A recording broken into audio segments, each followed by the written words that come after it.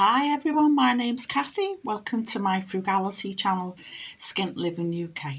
As part of my frugality, I do little bits of DIY and crafting around my home to save money and to reuse, repurpose old materials or old items rather than them ending up in landfill.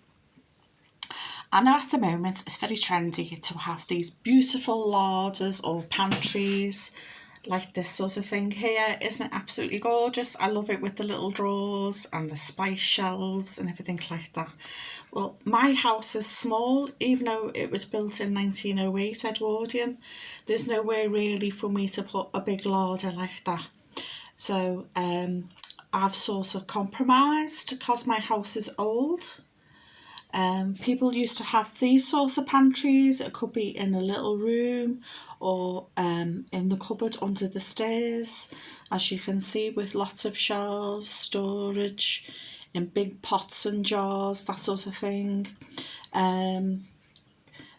Please excuse the crack in the screen. I've got a little fatty bulldog and she sat on it. Look at that, isn't that glorious? Imagine having storage like that. I would love that. And I was very inspired by these pictures a few months ago. Oh, look at that, isn't that gorgeous? A proper like butler's pantry, isn't it? So the way I've done food storage in my house, because I live on a low income,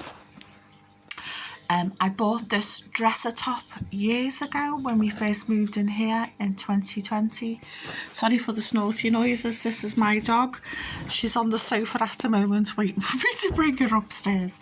Yeah, so I bought this dresser top on eBay for £10. So what I'm planning on doing is taking this back off because I don't like it. It's just like cardboardy hardboard, and I'm going to put tongue and groove on it. And at the bottom I built some shelves, and I'm planning on putting a piece of wood across the top, so it's got some wood elements as well as being blue.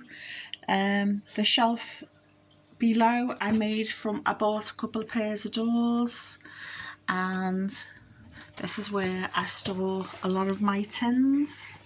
At the back you can see there's a little bit of tongue and groove that I used, and that was left over from me putting tongue and groove on the wall. So that's how I store a lot of my jars. Recently, over the last few months, I've cleared out my cupboard under the stairs. This is the door here. And it used to just have junk in it, bits of wood, some tools, that sort of thing. It was just out of sight, out of mind. So when we moved in, my son's chest of drawers fell to pieces. So I've been using the bits of that wood everywhere. Like in the bathroom, I used a piece of the wood above the window so I could hang a blind. Here I made some shelves. And I bought this scallop trim on eBay. I think there was it 6 pieces? I can't remember now. And it was £6 free post. Because I like the scallopy trim, because it reminds me of the way they used to cut paper or have lace on the shelves and scallops. See, like there, or like there. So I thought to recreate that, I put the scallopy trim on. I put a passive infrared light on, so when you go past the light comes on. I bought this cast iron pantry sign.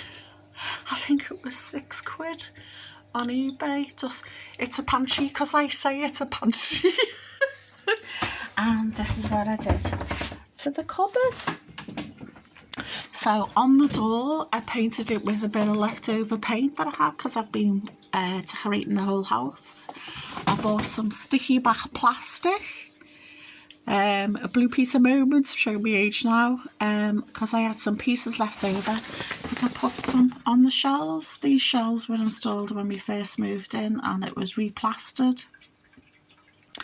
I renovated the box bedroom first, the tiniest bedroom upstairs. I had to gut it and redo it. If you're interested in me shooting a little video about that room, I'm happy to do that. Let me know in the comments below. So again, I put some scallopy trim on just to make it look like those old Victorian pantries, larders. I had off-cutter wallpaper left over from the bedroom, so to make it look pretty, I put the wallpaper on the back of the wall. I put another little light on so it comes on when you open the door. These are all my small appliances. My recent addition is my can opener because I've got arthritis in my hands, so I struggle to open tins. I'm going to get a manual one next as well, so if there's no electricity, if there's a power outage, I'm going to be able to still open my tins.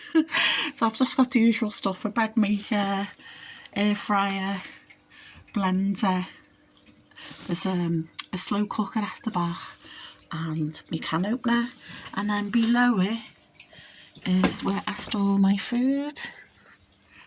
But the lights come on. So I've got a basket for tins, another little basket for baking goods, and a tub for spices. Got some jars here. I've got like bread flour because I've got a bread maker, so I like to make my own bread every week. And some spare bits there. This is the tub that I have my dog biscuits in. The hoover, the vacuum cleaner ends up in here, but that's upstairs at the moment. I made a curtain from a leftover bit of fabric and I sewed a channel into it so I could put a curtain wire up. And behind it I've got another tub. This is where I store pasta and rice, just staples there.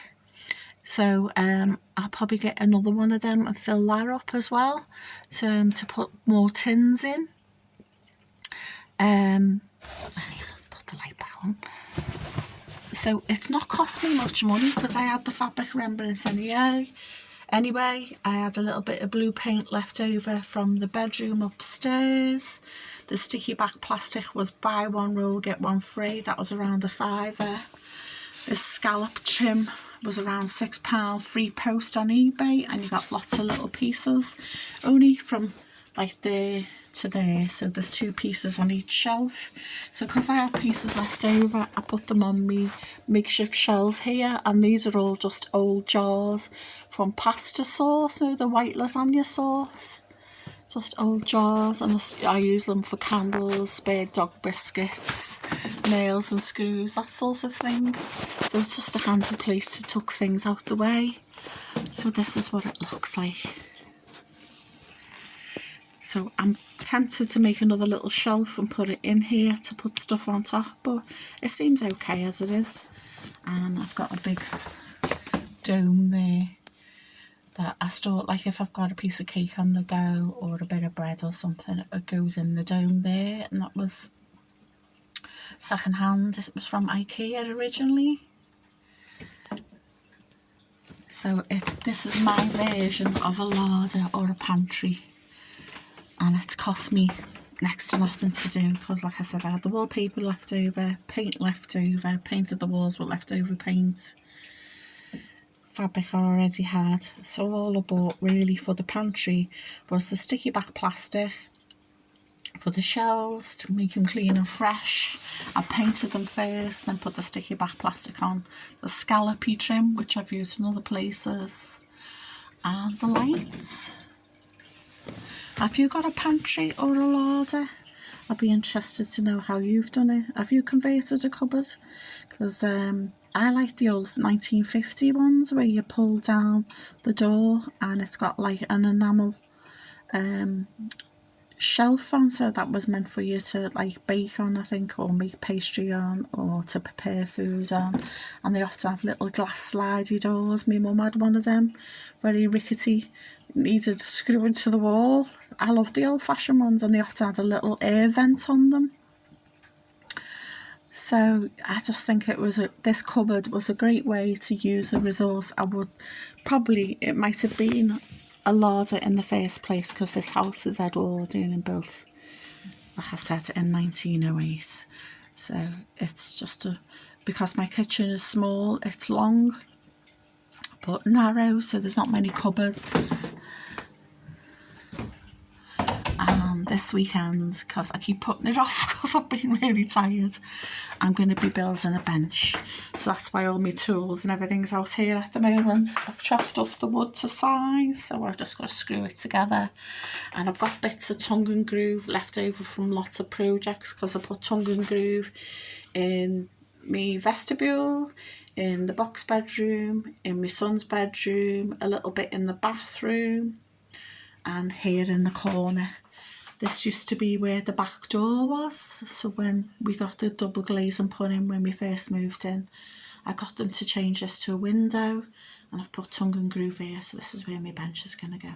So sorry for the delay in making my bench. I've just been so tired, so I've just been doing a little bit of hand sewing, which I'll show you next week, because I've been making Christmas stockings and draft excluders, getting ready for the winter.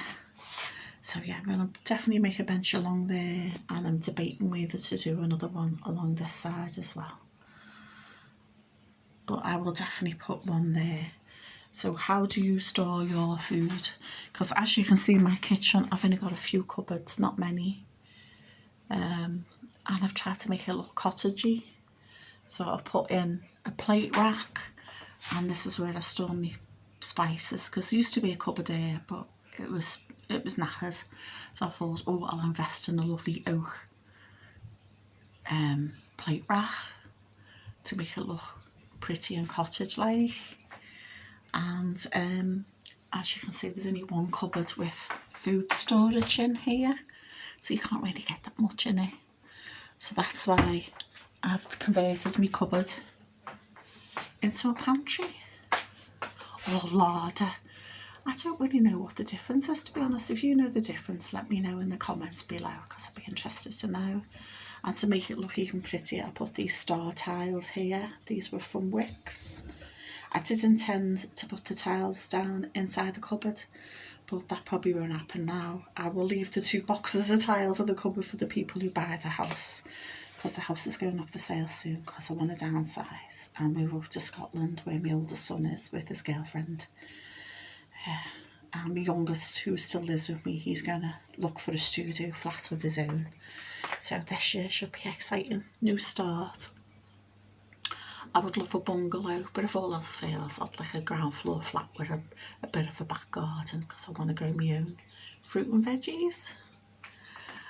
So there's my dog Sulkin. So bye for now.